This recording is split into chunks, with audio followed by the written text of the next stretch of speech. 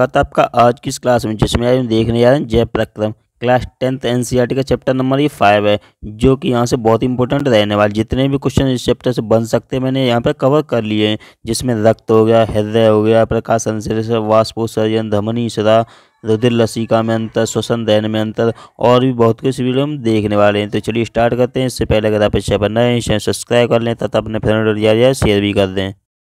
तो चलिए पहला क्वेश्चन यहाँ से देख लेते हैं। प्रकाश संश्लेषण बहुत ही इंपॉर्टेंट क्वेश्चन है, बार बार परीक्षा में पूछा जाता है। इसके आने की संभावना जो है 100% बनी रहती है लगातार। तो इसका देख लेते हैं यहाँ से क्या होगा।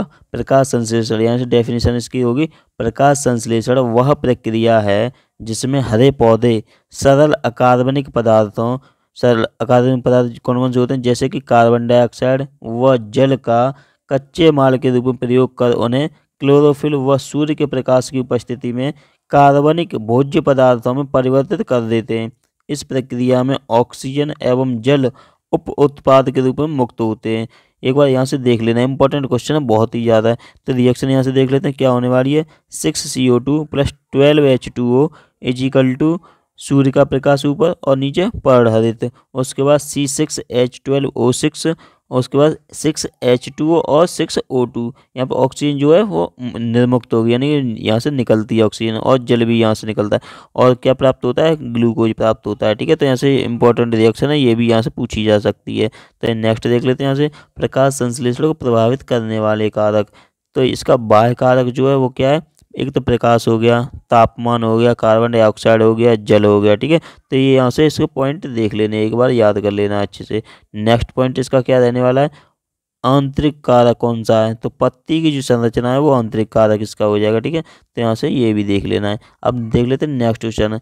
नेक्स्ट क्वेश्चन है यहाँ से, मूल रोमों द्वारा जल का अवशोषण किस प्रकार होता है, चित्र की सहायता से। यानी कि इसका जो बार बार यहाँ पे चित्र पूछा जाता है। ठीक है, जितने भी बार पूछा गया इसमें चित्र पूछा गया है, तो यहाँ पे देख लेना, इंपॉर्टेंट यहाँ से रहने वाला है। तो इसकी डेफिनेशन देख लेते हैं। सबसे पहले परासरण की डेफिनेशन क्या रहने वाली है यहाँ से, अर्धपारगम्य झिल्ली से होने वाले विलायक के विसरण को परासरण कहते हैं। द्वारा देखिए, अर्धपारगम्य झिल्ली से होने वाले विलायक के विसरण को परासरण कहते हैं। ठीक है, इस क्रिया में कम सांद्रता वाले घोल से अधिक सांद्रता वाले घोल की ओर घोलक के अणु गति करते हैं। ठीक है, तो यहाँ से ये बन जाएगा पहला क्वेश्चन।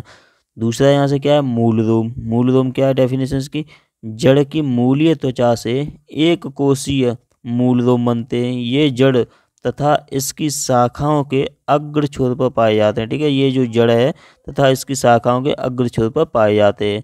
मूल रोमों के कारण पौधे का भूमि से संपर्क तल हजारों गुना बढ़ जाता है। ठीक है, तो नेक्स्ट देख लेते हैं यहाँ से, जल अवशोषण क्रियाविधि। ये भी इंपॉर्टेंट है, यहाँ से बार पूछी जाती है। तो इसमें क्या है, प्रत्येक मूल रोम का जीव द्रव्य तथा कोशिका कला मिलकर एक वर्णात्मक पारगम्य कला की तरह कार्य करते हैं। ठीक है, और क्या है, कोशिका जो भित्ति है वो सेलुलोज की बनी होती है। ठीक है, जो जल अवशोषण क्रियाविधि की है। नेक्स्ट क्या है यहाँ पे, तथा पूर्णतः पारगम्य होती है। ठीक है, यानी कि कोशिका भित्ति सेलुलोज की बनी होती है और कैसी होती है, पारगम्य होती है।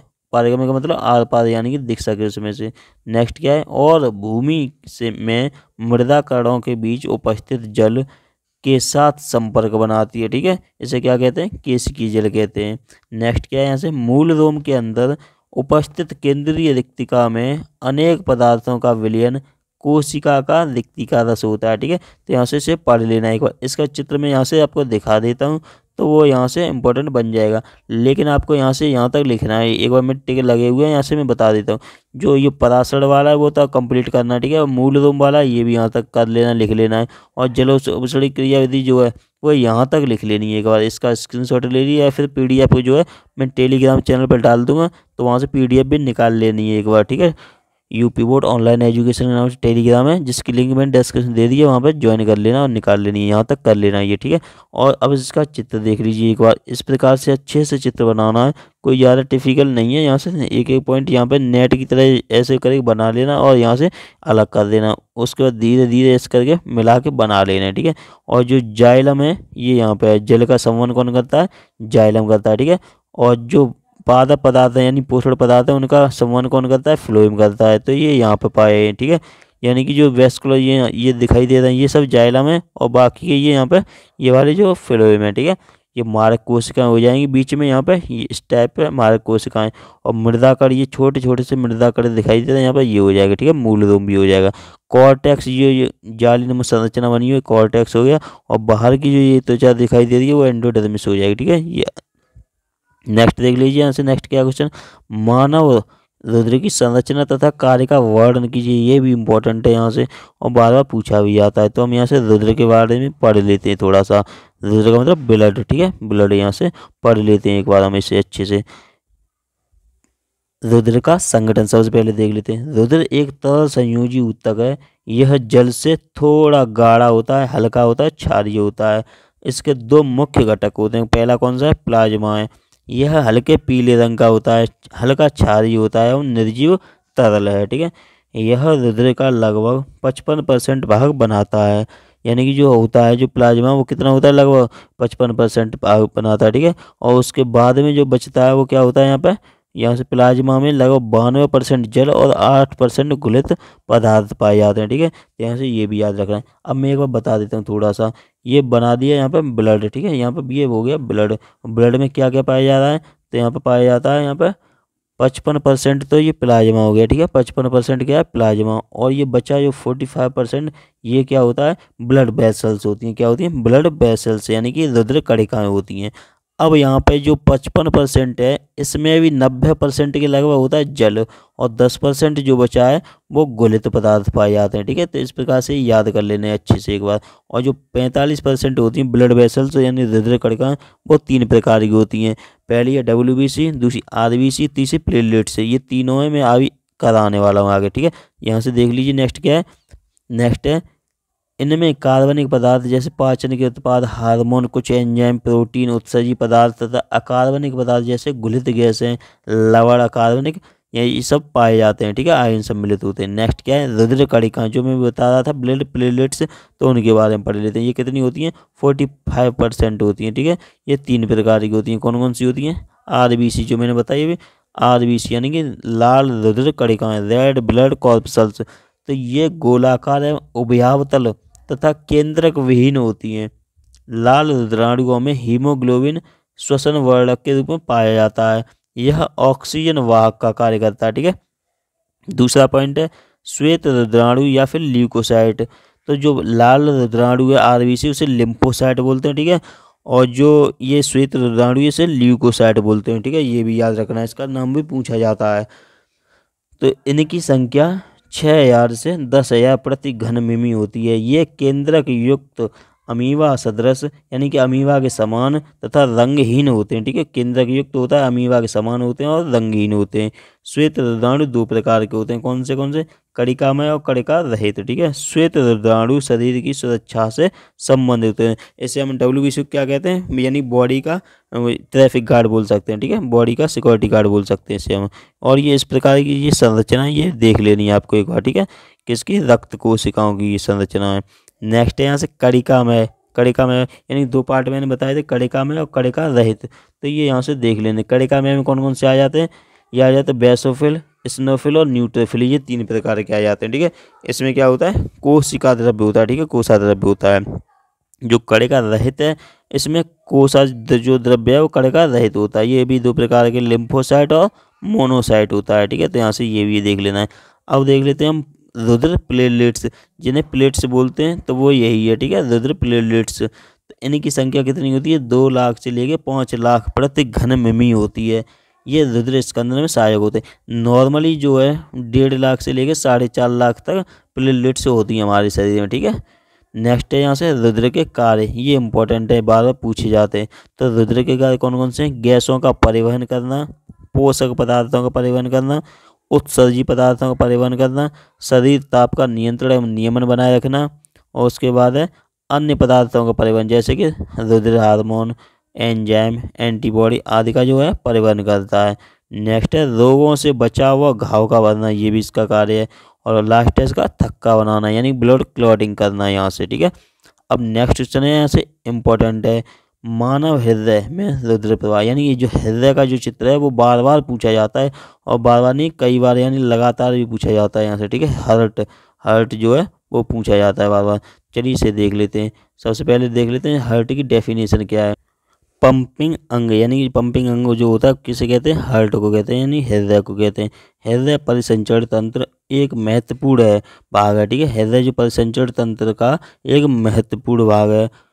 शरीर में रक्त जैसे परिसंचरण माध्यम की उपस्थिति ही अनिवार्य नहीं है, इसे शरीर के विभिन्न भागों तक पहुंचाने के लिए एक पंप की भी आवश्यकता होती है।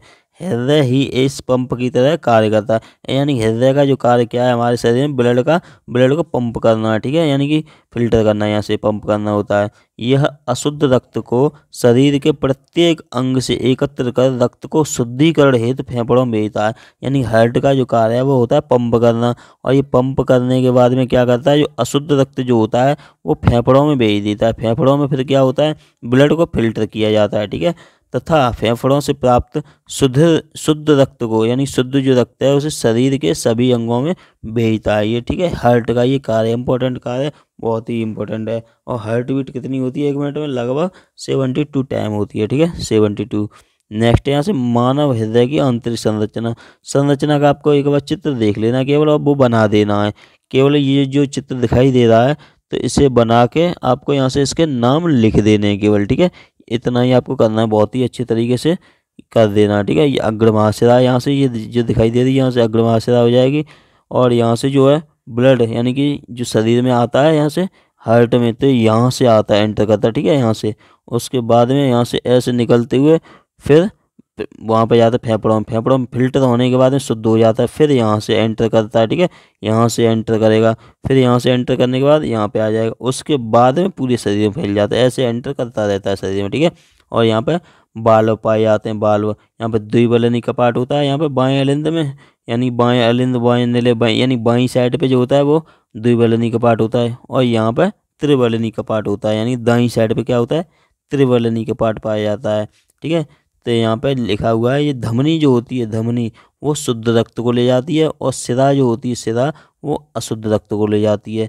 लेकिन इनका एक अपोजिट होता है, कौन सा होता है, पल्मोनरी, ठीक है। पल्मोनरी यहाँ पे लिखा है, पल्मोनरी जो धमनी है वो अशुद्ध रक्त ले जाएगी, ब्लड, ठीक है। और पल्मोनरी जो शिरा है, यानी पश्चिमाशिरा जैसे बोलते हैं, तो वो क्या करती है, अशुद्ध, यानी कि अशुद्ध की जगह शुद्ध ले जाएगी, ठीक है, यहाँ से शुद्ध हो जाएगा, उल्टा हो जाता है इनका सब कुछ, ठीक है। पल्मोनरी धमनी क्या करेगी, अशुद्ध रक्त को ले जाएगी, और पल्मोनरी जो शिरा होगी वो शुद्ध रक्त को ले जाएगी, ठीक है। इस प्रकार से ये सब होता है यहाँ से। अब देख लेते हैं नेक्स्ट क्वेश्चन। नेक्स्ट क्या, मनुष्य के पाचन तंत्र, यानी ये भी इम्पोर्टेंट है, किस प्रकार से डाइजेशन की जो प्रक्रिया है वो यहाँ से हम देख लेते हैं, कौन सी प्रक्रिया रहने वाली है यहाँ से। पहले है, सबसे पहले मनुष्य की आहार नाल में दो, यानी कि पाचन के 2 प्रकार हैं, यांत्रिक या भौतिक या रासायनिक, ठीक है। तो मनुष्य की जो आहार नाल है ये मुख गुहा से लेकर गुदा तक 8 से 10 मीटर लंबी होती है, ठीक है। तो ये कितने भागों में बांटी गई वो यहाँ से हम देख लेते हैं, कौन कौन से भाग हैं। मनुष्य की जो आहार नाल है वो 8 से 10 मीटर हो गई लंबी, ठीक है। और पहला पॉइंट है मुख एवं मुख गुहिका, ठीक है। तो इसमें क्या है, मुख गुहा में जिह्वा होती है, ठीक है, मुख गुहा में क्या होती है, जीभ होती है, यानी टंग होती है। मनुष्य के दोनों जबड़ों पर गर्तदंती, विषमदंती और द्विबारदंती प्रकार के दांत लगे होते हैं, ठीक है। और 3 जोड़ी लाल ग्रंथियां पाई जाती हैं। और दांत कितने होते हैं, 32 दांत होते हैं। और 32 दांत का जो दंत सूत्र है वो मैं यहाँ से एक बार लिख देता हूँ, ये इंपॉर्टेंट रहने वाला है यहाँ से। ये है 21-23 यहाँ से याद रख लेना, ये इंपॉर्टेंट है, पूछा जा सकता है एग्जाम में। आई, ये लिखा हुआ है आई का मतलब इंसाइजर, ठीक है, कृदंतक। और सी का मतलब कैनाइन यानी कि रदनक। पी एम का मतलब प्रीमोलर यानी कि अग्र चवर्णक। और एम का मतलब मोलर यानी कि चवर्णक, ठीक है। तो यहाँ पे 21-23 यहाँ से याद रखना है, गुणा कर देना 2 का, तो कितने हो जाएंगे टोटल दांत, 32 हो जाएंगे, ठीक है। इस प्रकार से याद रख लेना है। नेक्स्ट है ग्रसनी, देख लीजिए अब ग्रसनी क्या है। यह मुख ग्रासन गुहिका का पश्च यानी छोटा भाग है। ग्रसनी घाटी या ग्लोटिस द्वार, श्वास नली और निगल द्वार द्वारा ग्रास नली में खुलती है। अब नेक्स्ट देख लेते हैं ग्रास नली। तो ये यहाँ पे दिखाई दे रही है, यह पतली तथा लंबी नलिका होती है, इसमें अनुलंब पेशी वलय पाए जाते हैं। अब ये चित्र दिखाई दे रहा है, उससे देख लेना है, दांत यहाँ पे हैं, जीभ यहाँ पे होती है, इस प्रकार से ये सब देख लेना है, ठीक है। आपको यहाँ से स्क्रीनशॉट ले लेना है या फिर PDF निकाल लेनी है, वहाँ से देख लेना है एक बार। नेक्स्ट है यहाँ पे एक बार ये यहाँ से बता देता हूँ, जो ये बाहर की साइड पर जो दिखाई दे रही है ये तो है बड़ी आंत, ठीक है। और अंदर की ओर कुंडली नुमा संरचना दिखाई दे रही है ये छोटी आंत, ठीक है। तो यहाँ से याद रखें। और बड़ी आंत में क्या होता है, जल का अवशोषण होता है वो बड़ी आंत में, और बाकी का जो भोजन है सबसे ज़्यादा समय तक कहाँ रहता है, वो छोटी आंत में रहता है, वो भी याद रखना, ठीक है। अब नेक्स्ट आमाशय। आमाशय का क्या है, यहाँ से ये यहाँ से पढ़ लेना है, छोटी आंत भी पढ़ लेनी है आपको, ठीक है। वीडियो ज़्यादा लंबी ना हो पाए इस वजह से मैं आपको जल्दी से यहाँ से दिखा दूँ, बहुत ही क्वेश्चन है इंपॉर्टेंट जो मैं बताने वाला हूँ। नेक्स्ट क्या है यहाँ पे, छोटी आंत। छोटी आंत कितने मीटर होती है, 6.5 मीटर लंबी होती है, ठीक है। ये भी यहाँ से पढ़ लेना है। छोटी आंत में कौन कौन से 3 पार्ट होते हैं, ये तो ड्यूडेनम, जेजुनम और इलियम, ये 3 पार्ट होते हैं, ये यहाँ से याद रखना है केवल, ठीक है। छोटी आंत के 3 पार्ट होते हैं, कौन कौन से, ग्रहणी को बोलते हैं ड्यूडेनम, मध्यांत्र को बोलते हैं जेजुनम, और इलियम को बोलते हैं यहाँ से इलियम ही बोलते हैं, ठीक है। अंतिम भाग होता है ये। बड़ी आंत देख लीजिए यहाँ से क्या है, बड़ी आंत आपको पढ़ना ये कंप्लीट ही है, ठीक है। मैं यहाँ से थोड़ा थोड़ा बता दे रहा हूँ, उसके बाद आपको पढ़नी है ये पीडीएफ से, या फिर वीडियो को रोक के देख लेना है ये सब। बड़ी आंत में क्या होता है, इसमें भी 3 भाग होते हैं, कौन कौन से, उंडक यानी कि पहला होता है सीकम, दूसरा होता है कोलन, कोलन कहाँ गया, यहाँ से लिखा होगा कोलन, ये रहा बृहद दांत यानी कोलन। एक होता है रेक्टम, रेक्टम ये रहा मलाशय यानी रेक्टम। इसमें भी 3 पार्ट हैं, सीकम कोलन रेक्टम, ठीक है। कौन कौन से, सीकम कोलम रेक्टम। और उसमें छोटी आंत कौन से थे, ड्यूडेनम, जेजुनम और इलियम, ये तीनों पार्ट याद रखने हैं। अब यहाँ से आहार नाल से संबंधित पाचक ग्रंथियाँ जो हैं वो देख लेनी है। पहली है लाल ग्रंथियाँ, मैंने बताई अभी 3 जोड़ी लाल ग्रंथियाँ होती हैं। यकृत जो होता है ये डायाफ्राम के नीचे दाहिनी ओर स्थित होता है, ये 2 पिंडों से बना होता है, ठीक है। ये भी याद रखना है यहाँ से। और यकृत से क्या साबित होता है, पित्तरस निकलता है, वो भी इम्पोर्टेंट है। नेक्स्ट है अग्न्याशय, ये कैसी ग्रंथि है, मिश्रित ग्रंथि है, ठीक है। ये मिश्रित ग्रंथि, मिश्रित का मतलब 2 ग्रंथियों से मिलकर बनती है।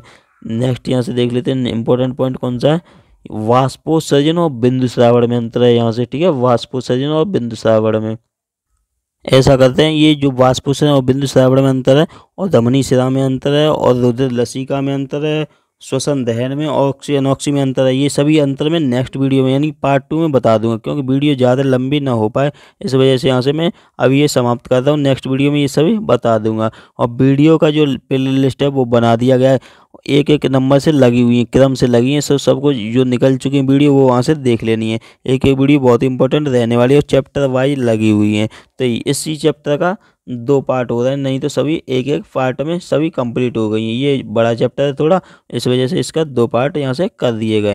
तो वीडियो पसंद आई है तो आपको लाइक कर देना, नए चैनल सब्सक्राइब कर लेना, शेयर भी कर देना। कुछ समझ में ना आया हो तो कमेंट में बताना है। धन्यवाद।